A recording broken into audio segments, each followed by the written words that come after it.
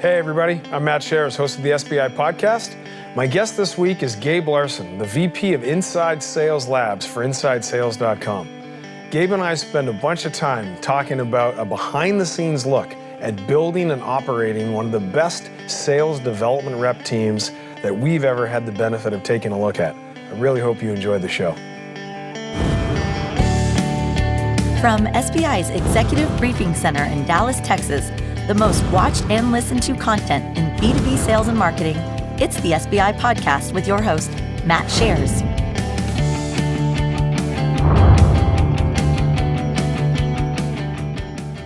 Welcome to the SBI podcast, a weekly show dedicated to helping you make your number. Today we're going to demonstrate how to fill the funnel with real sales opportunities. So why this topic? Marketing is going to contribute about 30% of the pipeline, which means that sales needs to generate the remaining 70% of the sales opportunities. Pipeline per rep varies too much without a standard prospecting process used by all. So lead quality and lead to opportunity conversion rates suffer when prospecting is left up to each individual sales rep. My name is Matt Shares. I'm the CEO of SBI. I'm also your host. Joining me, as always, in the studio is my beloved co-host, Melissa Valdez. Hi, Melissa. Hello, Matt. Welcome to our audience. Yes, so Melissa's here to make sure that you guys get all the resources you need while we go through our show. So joining me today, and Melissa today in the studio, is Gabe Larson. And Gabe is the VP of InsideSales Labs for InsideSales.com. So Gabe, welcome to the show, and please introduce yourself to the audience.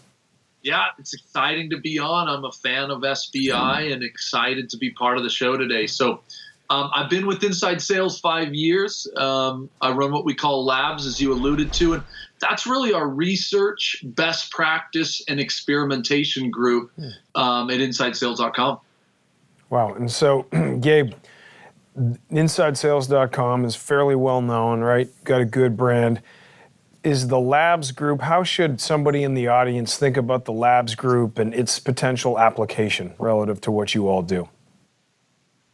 Yeah, Inside Sales offers what we call an AI-powered system of growth. So it is a tool to allow salespeople to do their job more effectively. But guys, tools are tools, right? And so without companies like yours, without experiments, best practices surrounding those tools, they just don't fly. And so we started up labs to be able to facilitate the best practices around the tool set. So, for example, our tool offers the ability to manage a nice sales cadence and outreach strategy. But what is the best practice in cadence?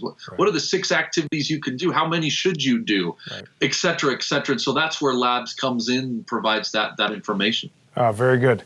So, Gabe, a little fun fact that Melissa shared, other than the fact that you got a little bit of an Adam Levine vibe going on, which is always good for the audience based on what I've learned from the girls in the set right now, is a little bit of wrestling history. And I believe you have a nickname, and I won't do it justice. So I thought maybe for our listeners and viewers, you might want to say out loud what your wrestling nickname is and maybe the history of that name. Yeah, I was hoping that you were actually going to say it for me, but short is definitely the Speedy G. I think I'm going to take that one from you, but here's the bottom line. I got 3 boys. They eat our house and home every day, but every Sunday night is WWF, and so for whatever reason, they call me the Speedy Gorilla. I own it, I do it, and I dominate. End of story.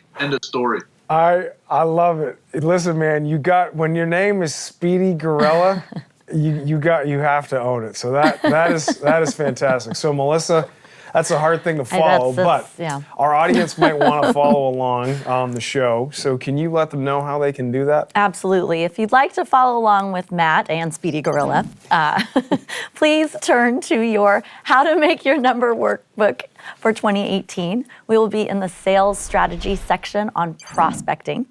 If you don't have a copy of this book, you got to get your hands on one. So go to sbi.tips/2018 workbook. Wonderful. Thanks, Melissa. All right, Gabe, let's jump into the questions.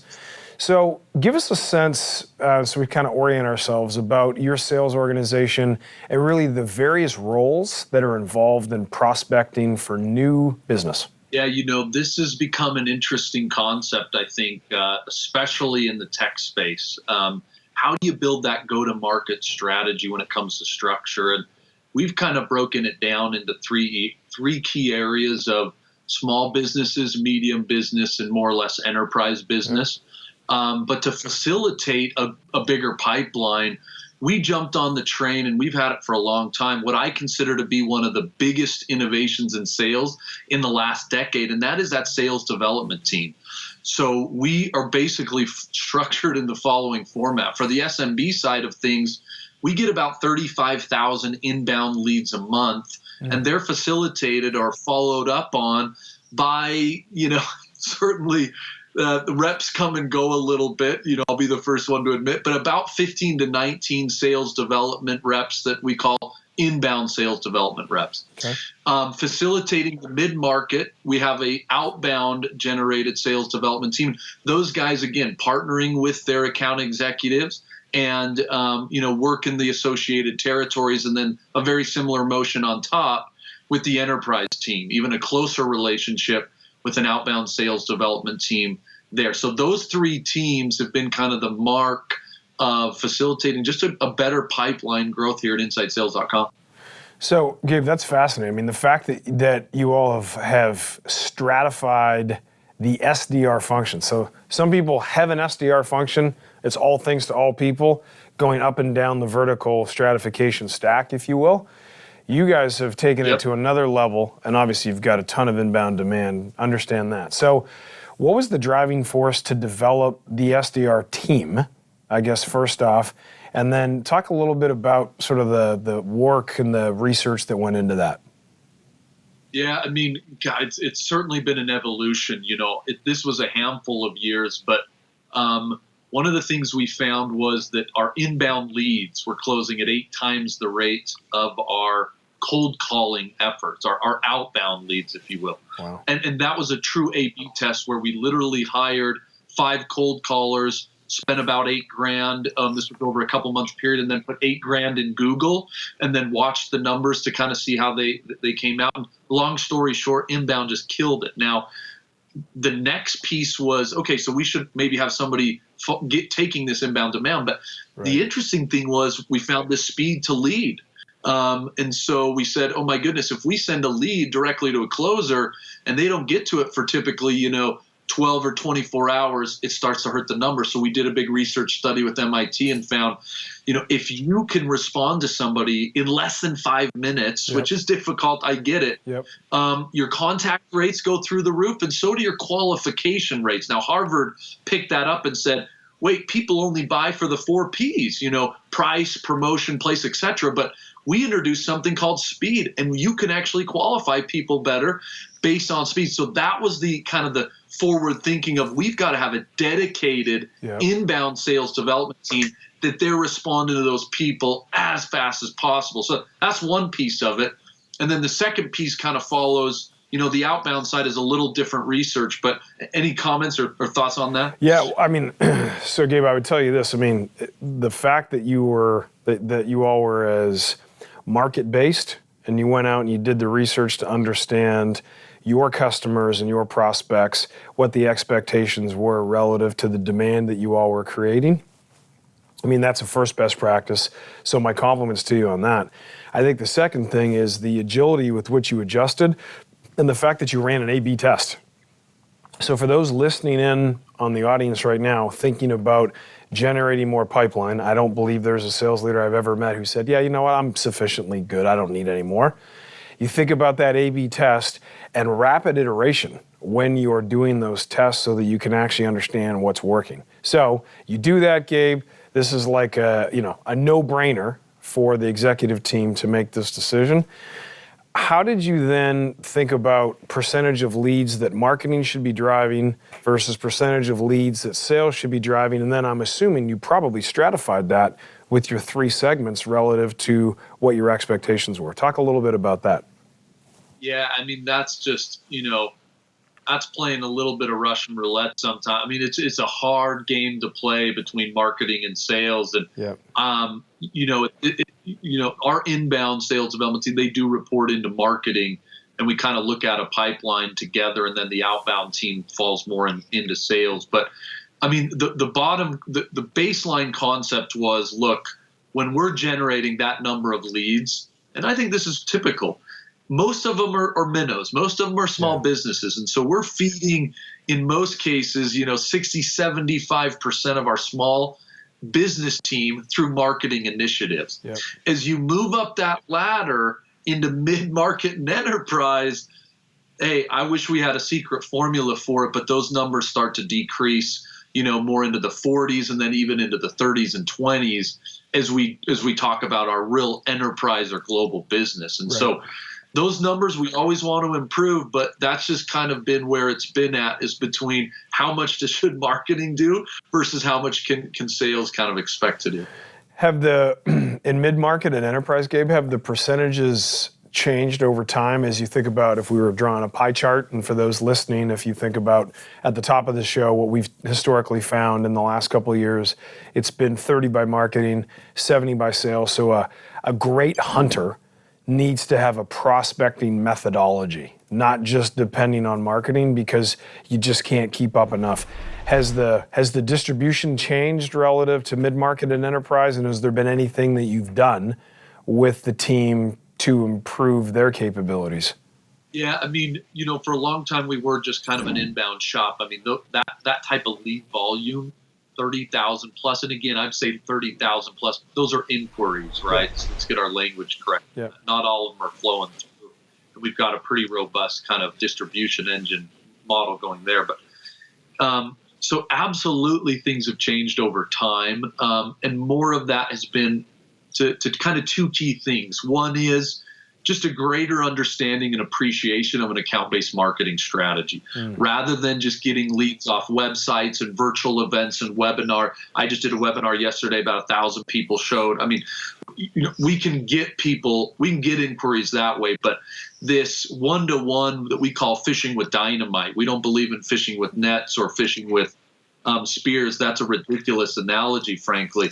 We fish with dynamite. So but in all truthfulness, account-based marketing. I have an image of a small, really fast gorilla holding packets of dynamite based on your nickname, and I'm getting all confused about how, like, the dexterity of a gorilla holding something as explosive as dynamite would work, but it is obviously working. So I love that. Yeah. Yeah, and I probably need to watch my analogies. Let's call it a banana shooter, right? So we eat with banana shooters. No. But in all seriousness, the account-based marketing approach and going after that with tandem marketing and sales has been very, very effective to boost that number from some months in the low teens back up to the 30s and 40s as far as pipeline goes.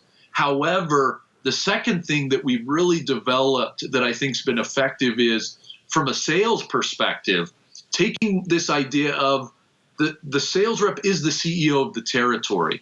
And with that kind of mindset, what we call plays? Yep. These aren't cadences. These are not sequences. These are not activities. It's a strategic outreach initiative that the sales rep runs to really drive his or her own pipeline. And that mentality, we try to run one play for each sales rep a month. And again, almost think of it like a marketing campaign, like an ABM campaign, but it's sales and sales run.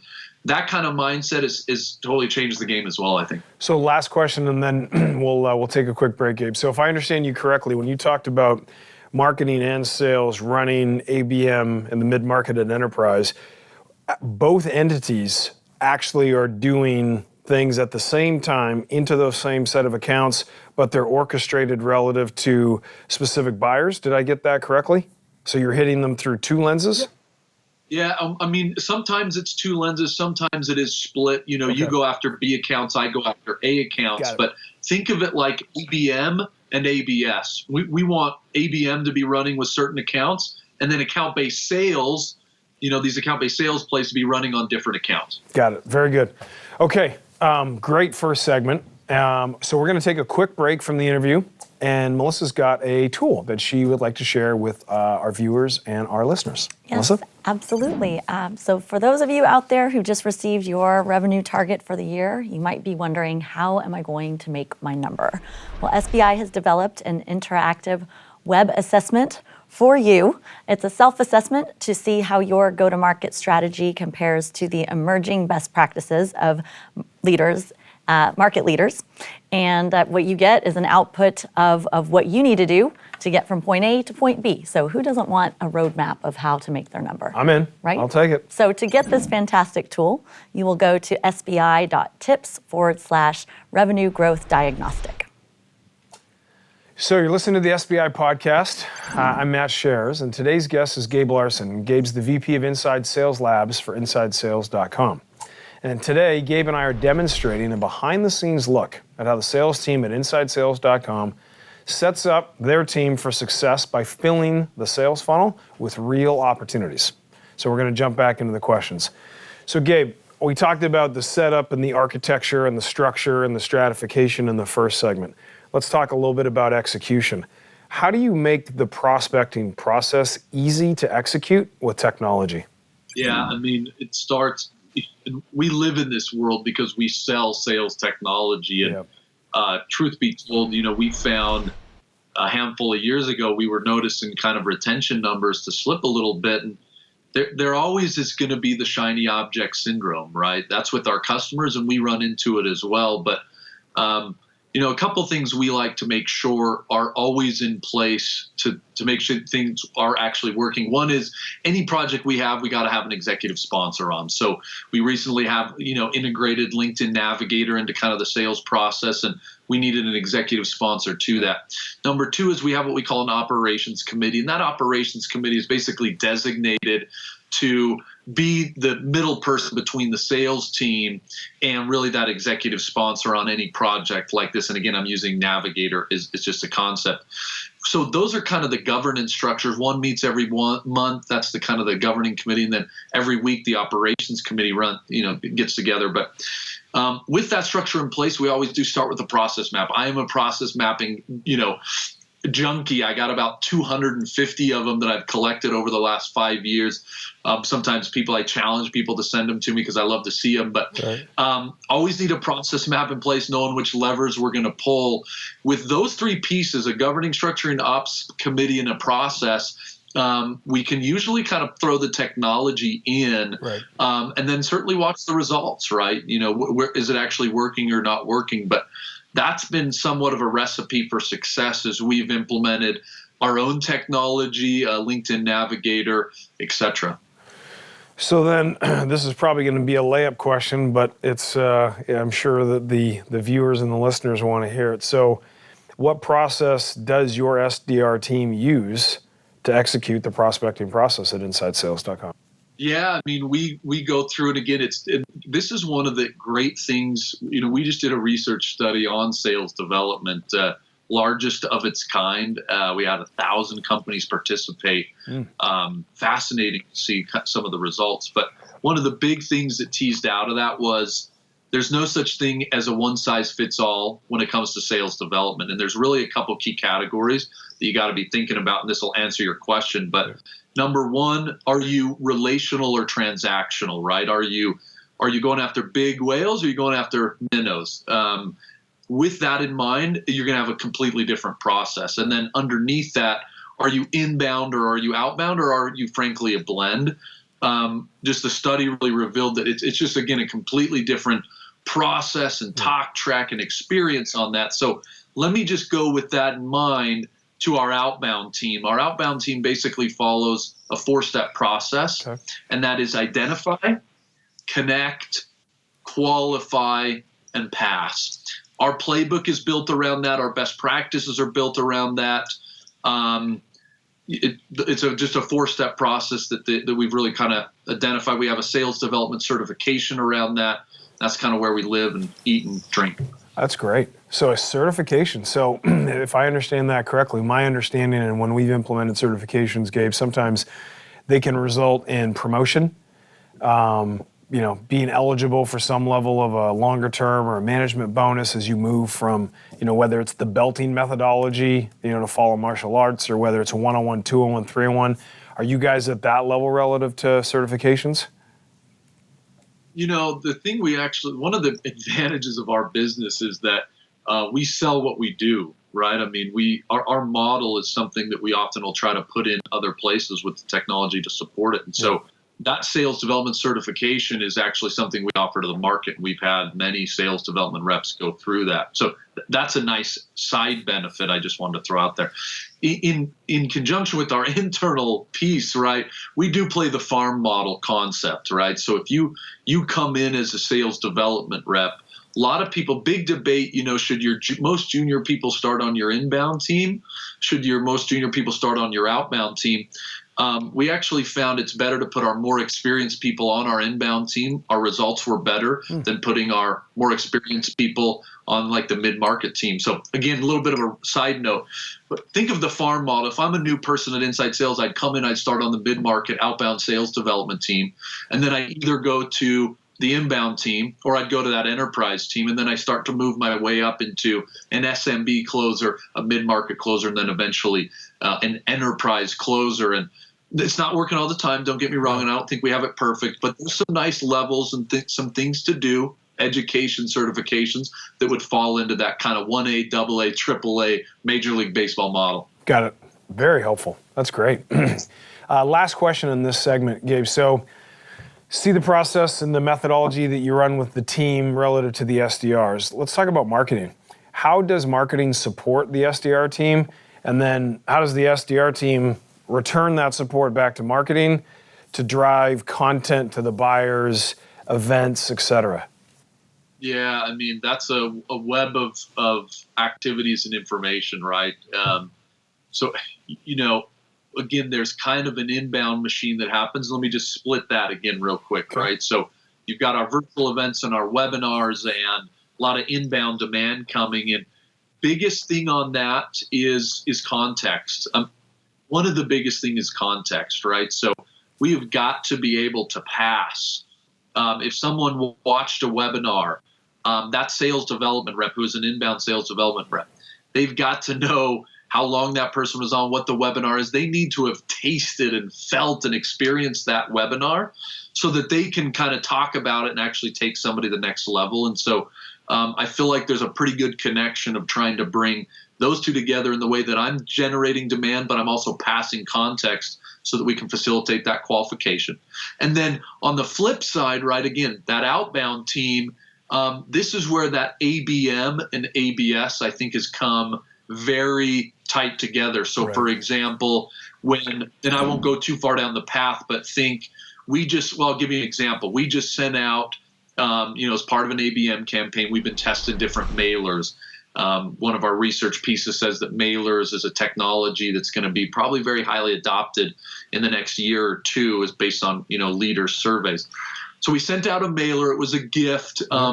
Marketing sent it out, but as soon as that person signed for that gift, Marketo basically feeds our system and tells the sales development rep that gift is received, an activity is presented, and the sales development rep actions that activity. That's great. And so you kind of have this convergence of, account-based marketing and, again, sales together. So it's that kind of partnership that's got to be in play. I love that interlock. I mean, to drive that as an SDR, to know that marketing's doing that for me. I get a notification that somebody signed, and boom, I'm on the phone, and I've got a great reason, to run step, right, identify or contact whatever step they would be in your process. Right. That's wonderful. Yeah.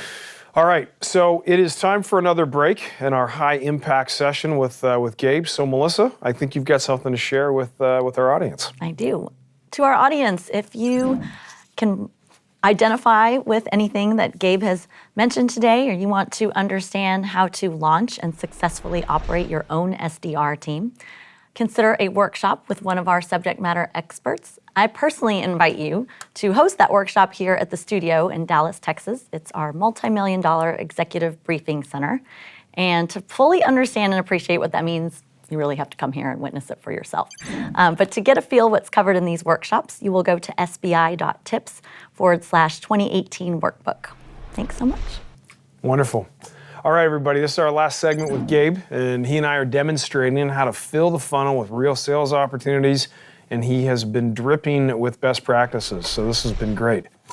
So, Gabe, we've been looking behind the scenes at how you all do it at InsideSales.com, and you're obviously doing a lot of things well because the company is exploding with great growth. So, as we jump back into the questions for our final segment, can you attribute what role the SDR team has played to the growth trajectory of the company?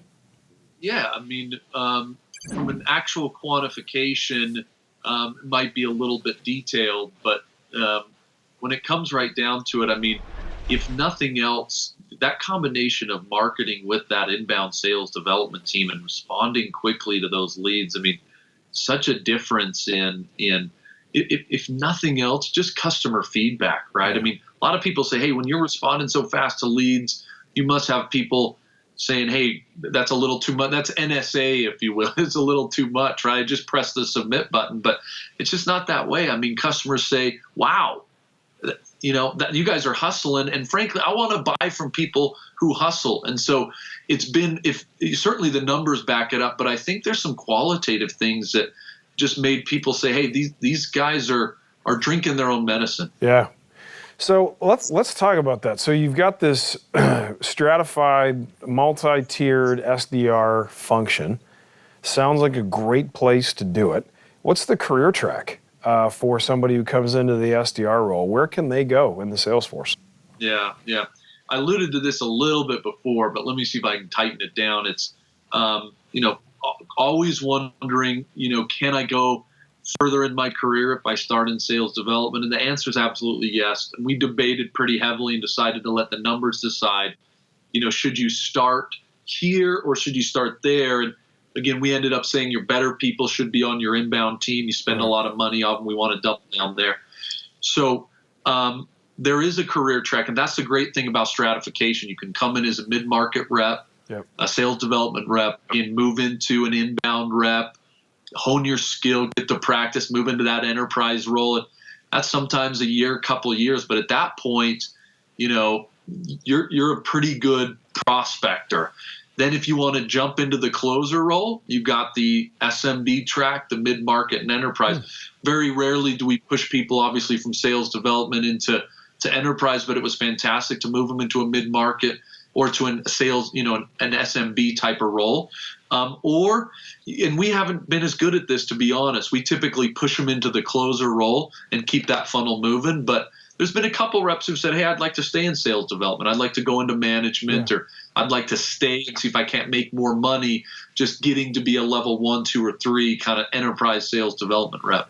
Well, I love the levels because you can promote within the job. And ambitious people love to move up and they love new challenges. So that's a great way of banding the role. So last question for you. How do you track metrics that indicate success or failure of a prospecting process? I mean, you guys are very sophisticated, so you can keep this at a basic level for those that are listening, or share what you all do.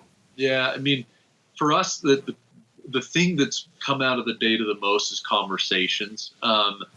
If we can get more conversations, it becomes kind of a game changer. And so at the bottom of thinking of prospecting, right, activities are important, and we believe there's 6 types of activities that we like to watch, and that's aggressive to passive. That's phone, voicemail, text, email, social, mailers. Those are all activities you can run. Like to track that. But what's producing the most conversations? Conversation rate, that's something we go real deep into. And then we'll jump to appointment set and appointment held. Now, again, I don't want to belabor it, but often a huge problem. A lot of people go straight to opportunity, and it's okay, certainly to each their own. But your ability to take a conversation and to get an appointment, and then your ability to get that appointment to hold, there's a lot that goes into that. And I've seen people have an appointment set, and then 3 weeks later, that appointment is actually being held.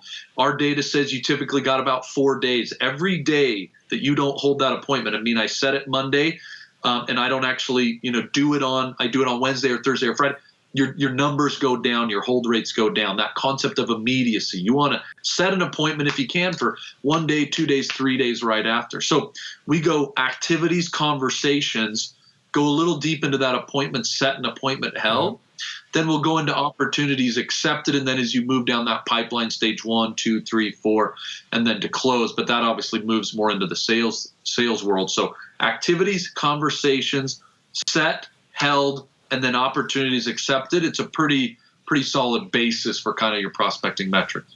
Gabe, you are a process machine, and wow, that is a level of execution that I get inspired just sitting here. I want to pick up the phone and start getting working on my conversations, running the 6 plays. So that was a fantastic demonstration for how to set up and execute and run a high-performance SDR team. So Gabe, on behalf of SBI, Melissa, myself, thanks for contributing to the body of knowledge in this area, and our listeners are going to get a big benefit. Thank you. So I appreciate you listeners. You have a choice on where you put your ear and your eyes, and the fact that you would take some time to spend it with us, I really appreciate it. Melissa's got one more thing before we go. Yes, thank you to our listeners and our viewers out there. If you are not yet a part of the SBI community, we invite you to register at our website. You'll go to salesbenchmarkindex.com/register. And there, what can you do? Well, you can select the topics that are of interest to you and the content you want to receive and when you want to receive it. Wonderful. Well, that's it for today, everybody. As always, until next time, I wish you good luck as you try and make your number. This has been the SBI Podcast. For more information on the studio, SBI's Executive Briefing Center, our team, or to schedule a workshop, please visit salesbenchmarkindex.com.